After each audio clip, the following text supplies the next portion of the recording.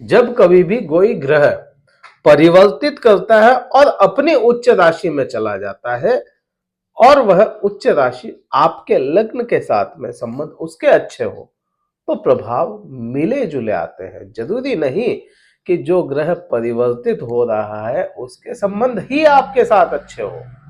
दोनों के संबंध देखे जाएंगे और मिले जुले असर आएंगे, कई बार अच्छे, कई बार बुरे, या कई बार बिल्कुल आप ना सोच पाए वैसे भी।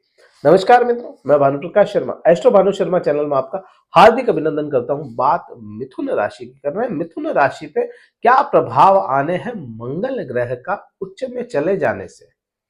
आप सबसे पहले संबंध समझे मंगल ग्रह का आपके साथ में क्या संबंध हो जाता है। आपके राशि स्वामी बुध ग्रह होते हैं। बुध ग्रह का संबंध मंगल के साथ में कभी भी अच्छा नहीं रहा।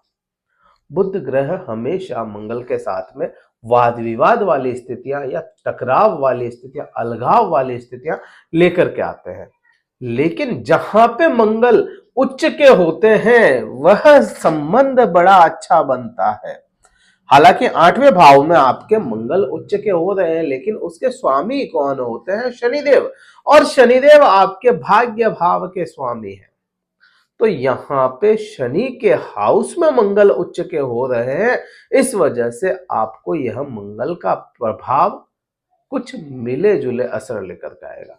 ना बहुत ज्यादा बुरा होने देगा और ना ही बहुत ज्यादा अच्छा होने देगा, लेकिन प्रभाव तो आएंगे क्योंकि वह अपने प्रभाव लेकर के आता है। मंगल आपके अष्टम भाव में उच्च के हो रहे हैं और अष्टम भाव को आपका पेन माना जाता है, दुख माना जाता है, दर्द माना जाता है। रोग शत्रु ये चीजें अलग हो जाती है। रोग शत्रु का भाव मंगल को मिला है, लेकिन यह दुख दर्द है। आपके इन-लॉज का हाउस है, यह आपके जो ससुराल पक्ष होता है उसका हाउस है यह।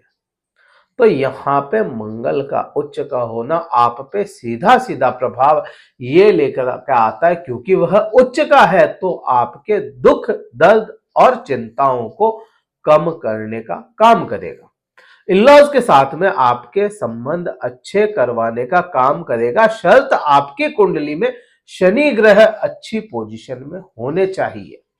शनि ग्रह अगर अच्छी पोजीशन में है तो यह जो समय रहेगा 5 फरवरी से लेकर के 15 मार्च 2024 तक का, यह समय आपके लिए अच्छा होने वाला होगा।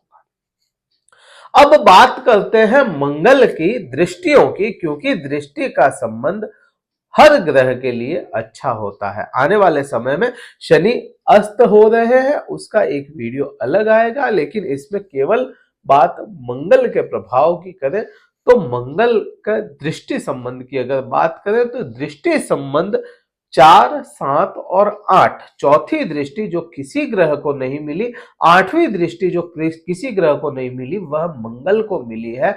मंगल ग्रह ऊर्जा का कारक, मंगल ग्रह ताकत का कारक, मंगल ग्रह बल का कारक, मंगल ग्रह ही आपके शरीर में खून का कारक हो जाता है।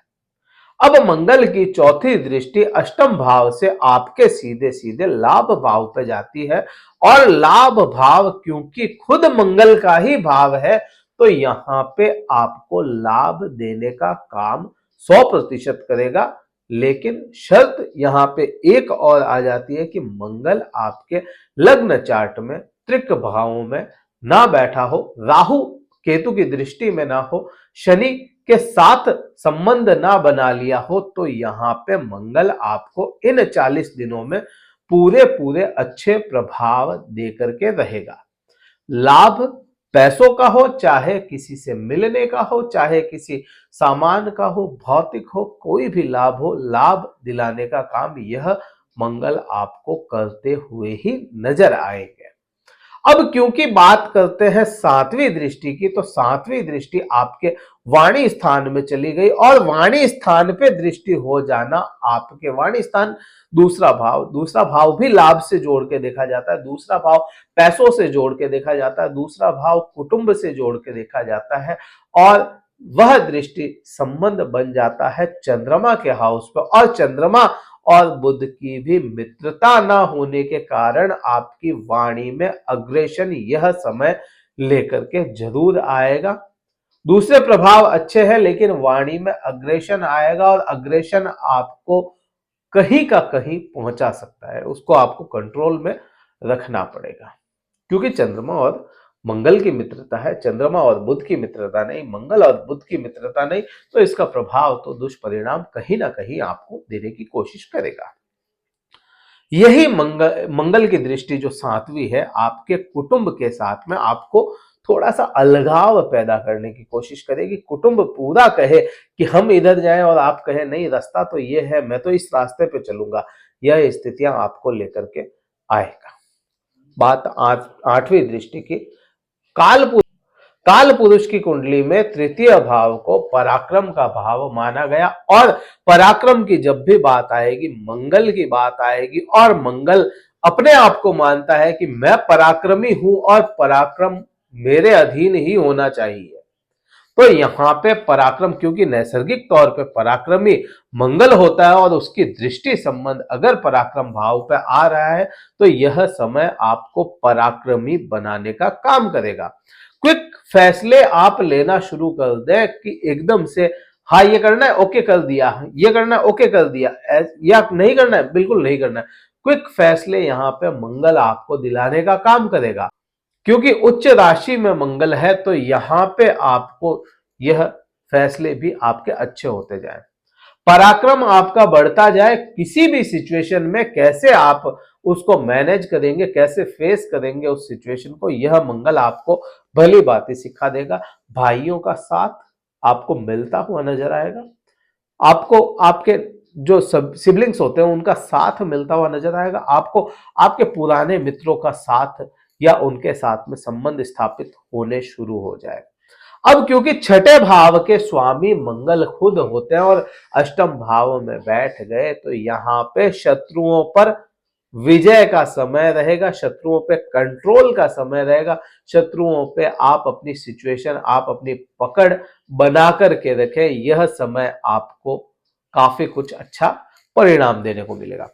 रोगों की बात करोगे तो रोग यहाँ पे कम होते हुए नजर आएंगे, या रोगों के समाधान आपको मिलते हुए नजर आएंगे इन 40 दिनों में। क्या उपाय करना चाहिए? उपाय की अगर बात करेंगे तो आपको शनि और मंगल का मिक्स उपाय करना पड़ेगा।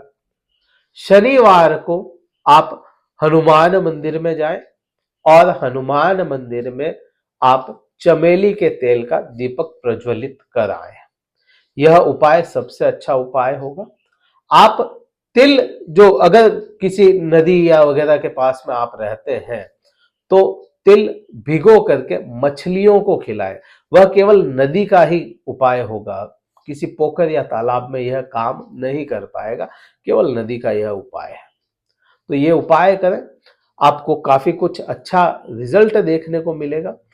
इस वीडियो में कहीं भी कोई बात अच्छी लगी और लाइक कीजिएगा, शेयर कीजिएगा, सब्सक्राइब जरूर कीजिएगा चैनल को। कुंडली विश्लेषण के लिए कार्यालय का नंबर डिस्क्रिप्शन में है, व्हाट्सएप मैसेज के द्वारा आप संपर्क करके अपना स्लॉट बुक करवा के बात कर सकते हैं। इस वीडियो में इतना ही था। जय हिंद, वंदे मातरम, भारत माता की जय।